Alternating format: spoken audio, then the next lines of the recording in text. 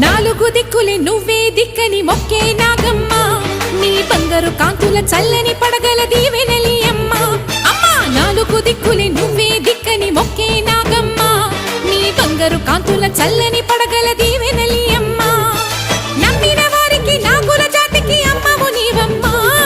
పసుపు కుంకుమ పడతుల కొసగే దేవత నీవమ్మ మా ఐదవతనమునకు అభయమునిచ్చి అండగా ఉండమ్మా చల్లని చూపుల నాగమ్మ మా పిల్ల